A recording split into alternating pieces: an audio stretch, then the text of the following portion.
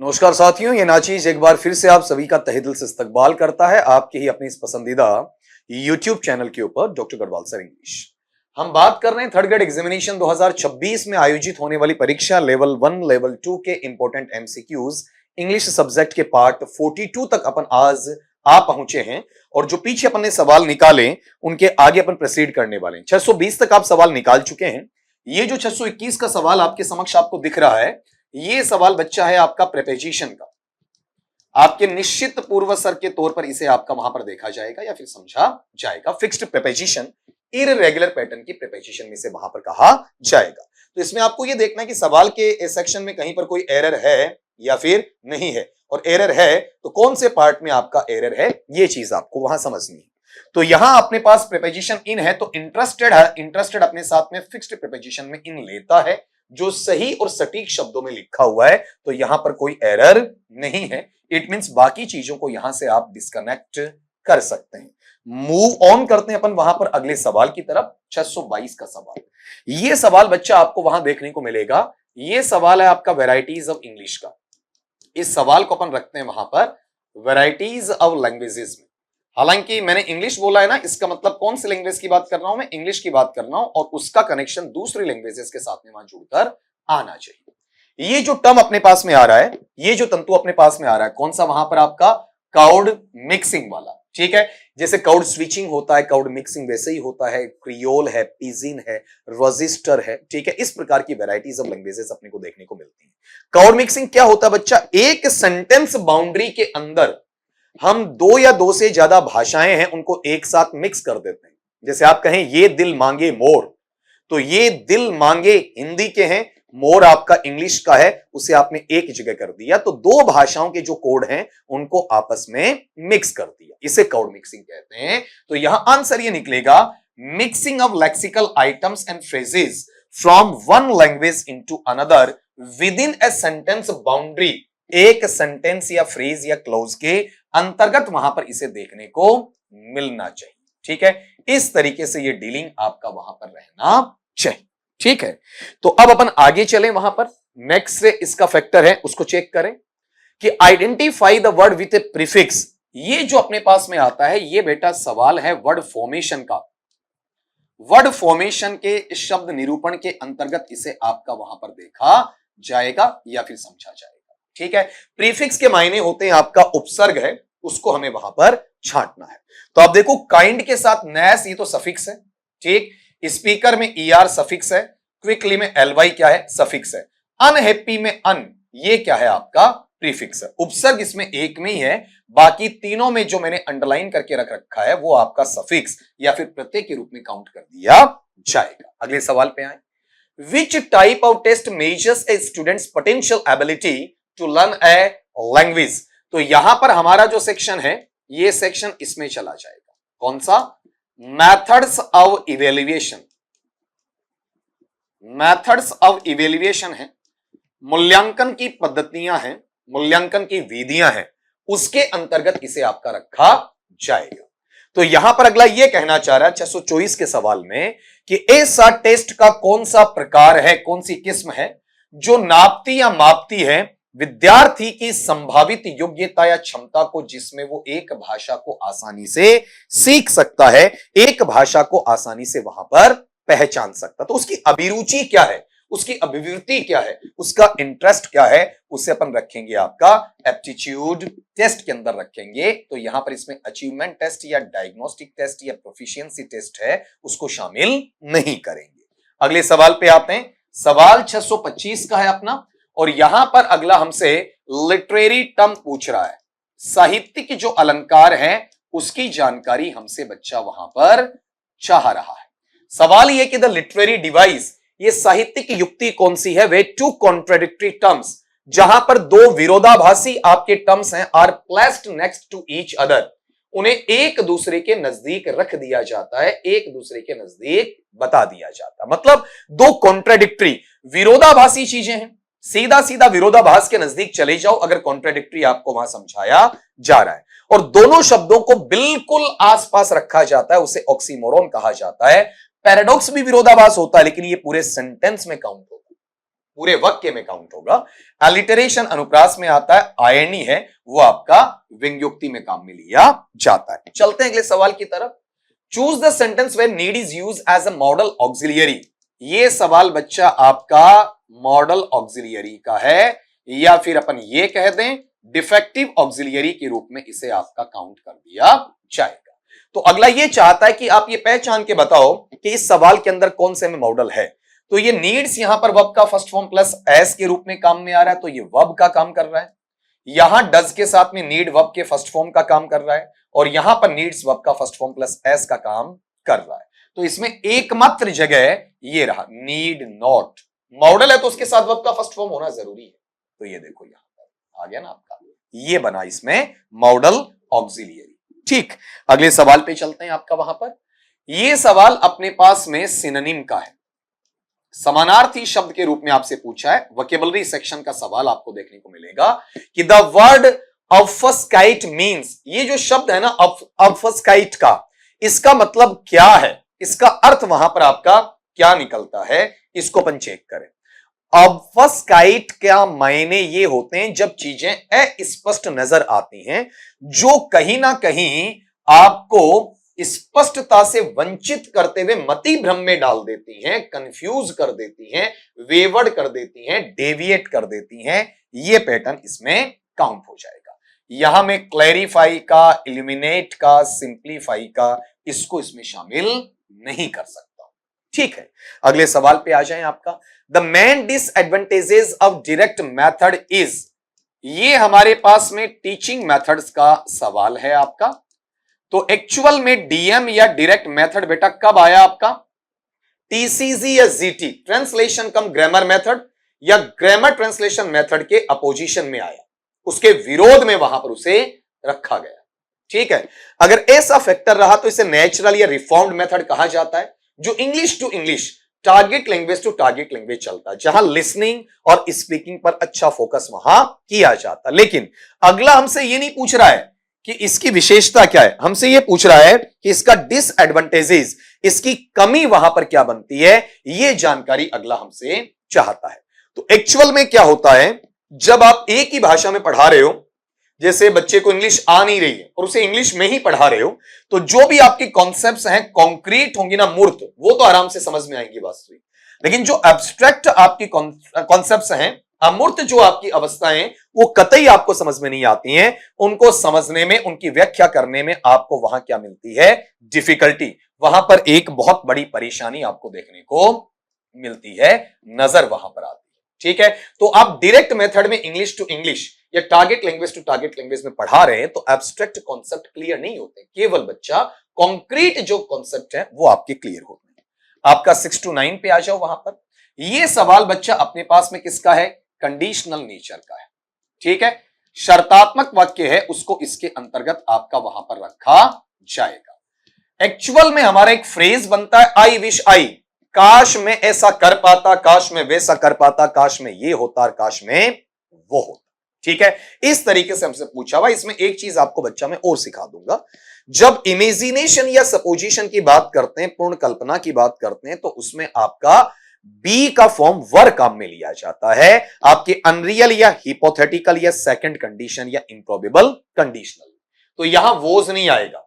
यहां अगर आप चेक करते हैं तो इसमें वोज की बजाय क्या लगना चाहिए बेटा, आपका वर लगना चाहिए, इस तरीके से। ठीक है, तो जहां जहां वोज है पहले तो उन्हें बाहर करो। ये लो, एम बाहर हो गया, एरर तो है ही। ठीक, सेंटेंस बनता क्या, ये वाला, आई विश आई व रिच, काश मैं अमीर होता, है नहीं। लेकिन एक फंडा आपको यह सिखाया हुआ है कि इंग्लिश के अंदर एक नाम ये भी होता है, एक बला ये भी पाई जाती है, इन्वर्शन। जो चीज आगे उसे पहले ले आओ। ये अपने पास विश है, इसको आप कहां लेकर आ गए, पहले लेकर आ गए, विश आई वर, ये भी सही है, इन्वर्जन में सही है, भले ही सेकेंडरी सही हो आपका, तो आप एक पंथ दो काज करते चल रहे हो। अगले सवाल पे आओ। The sound sh as in shoe is a, बहुत अच्छा फोनेटिक का सवाल तुम्हारे पास में। ये फोनोलॉजी में फोनेटिक्स का वो पार्ट जहां पर तुम्हें इनके प्लेसिंग का पता होना चाहिए। जब आप इसको पढ़ते हैं ना तो ये साउंड इस तरीके से आता है, शू, ऐसा इस तरीके से आपका वहां बनता है। तो ये जो शय साउंड है शंकर वाला, ये कैसा है? ये पहली बात फ्रिकेटिव, बिल्कुल क्लियर है। दूसरी बात, ये अल्वियोलर है, ये तालू से जुड़ा हुआ पार्ट पैलेटो के साथ में है आपका, अंदर की तरफ यूं मुड़कर।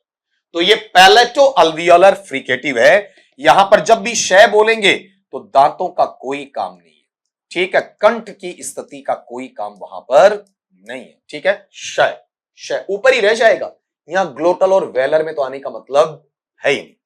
अगले सवाल पे चलो, 631 का, the idiom to bury the hatchet means, ये जो ईडियम आपके पास में है इसका मीनिंग बताओ।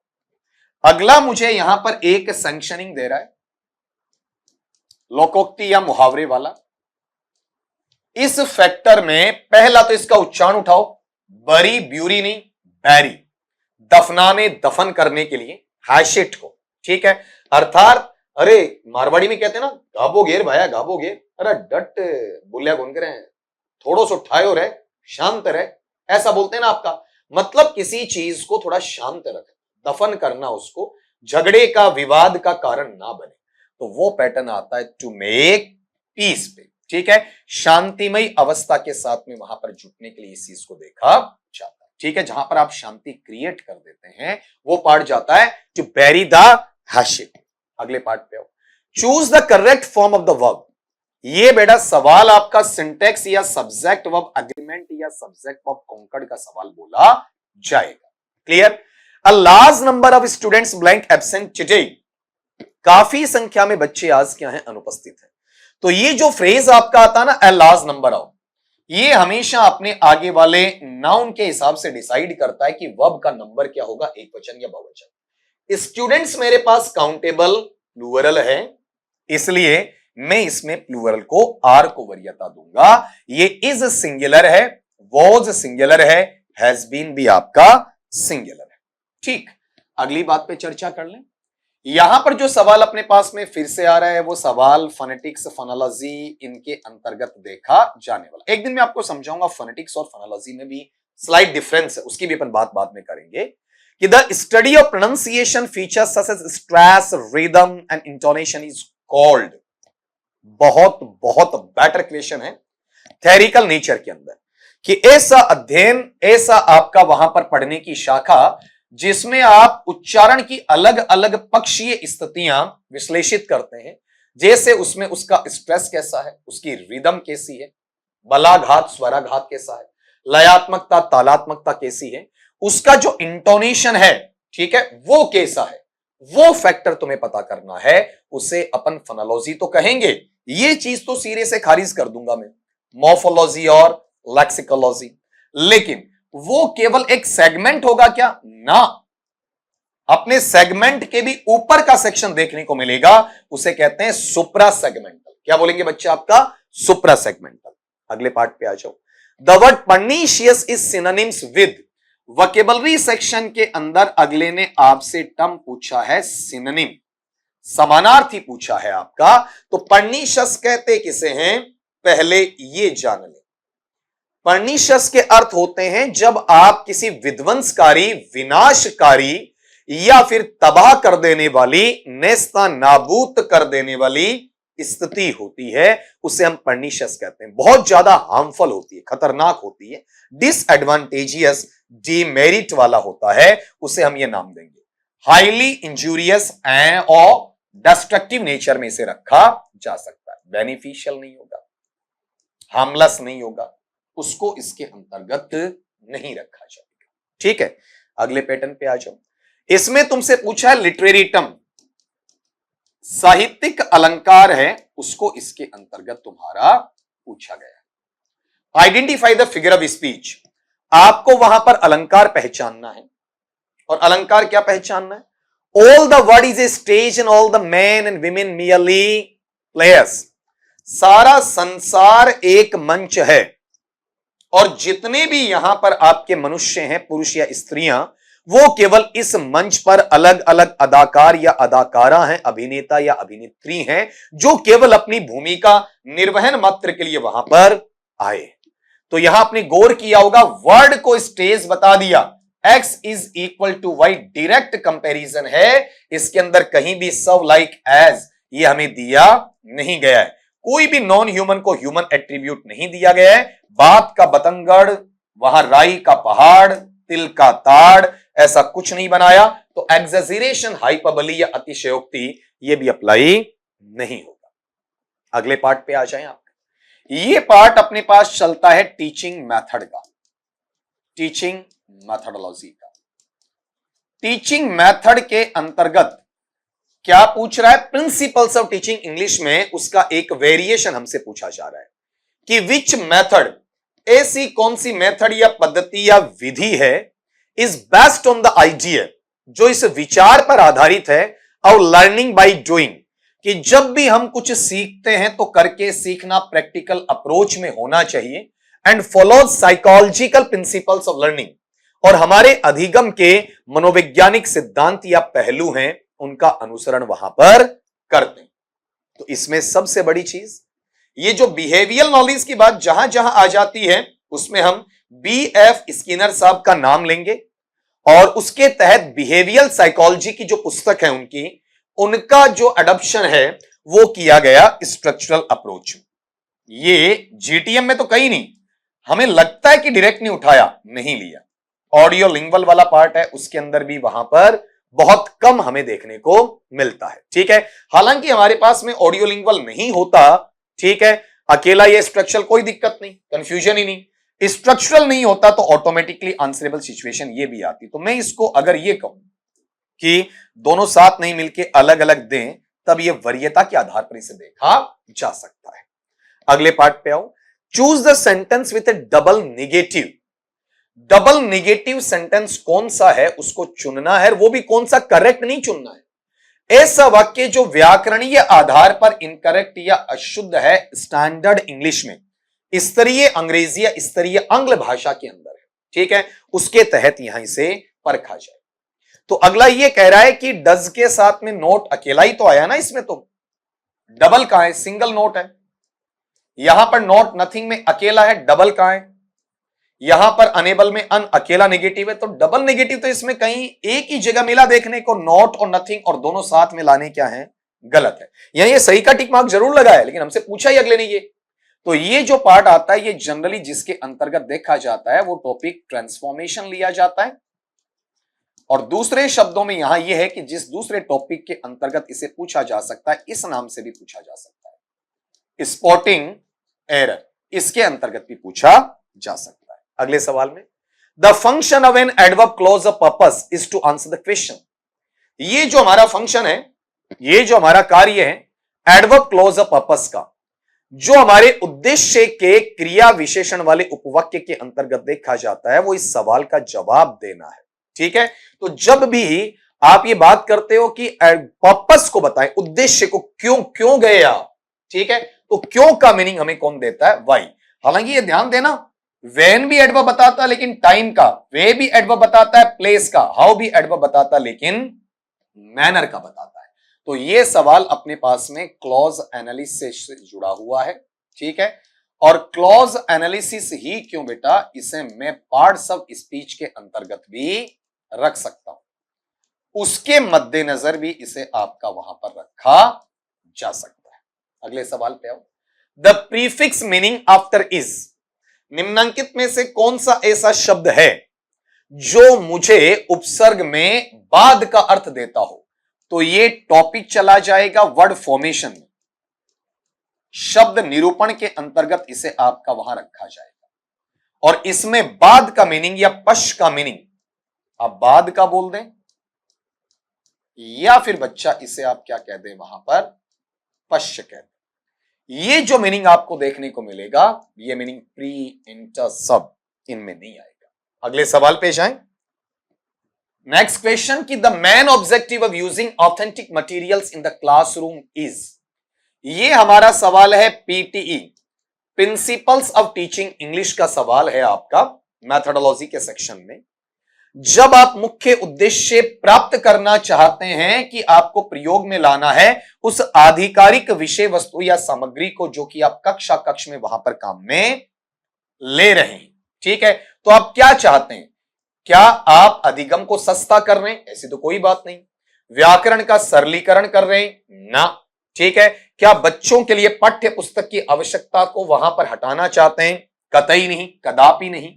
तो अपना काम यह है कि बच्चों को तुम रियल लाइफ लाइक जो लैंग्वेज का यूज है, जीवंत जो जिंदगी से जुड़ी हुई घटनाएं हैं, सामाजिक सरोकारों से जुड़ी हुई क्रियाएं हैं, उनको बच्चों के समक्ष तुम्हें क्या करना है? एक्सपोज करना है, उनका खुलासा तुम्हें वहां पर करना है। यह फैक्टर इसके अंतर्गत रखा जा सकता है।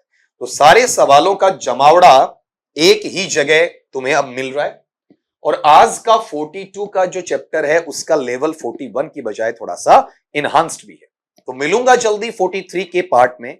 तब तक के लिए सभी दोस्तों के लिए यही संदेश है, स्वस्थ रहिए, मस्त रहिए, लेकिन बच्चा पढ़ते रहिए।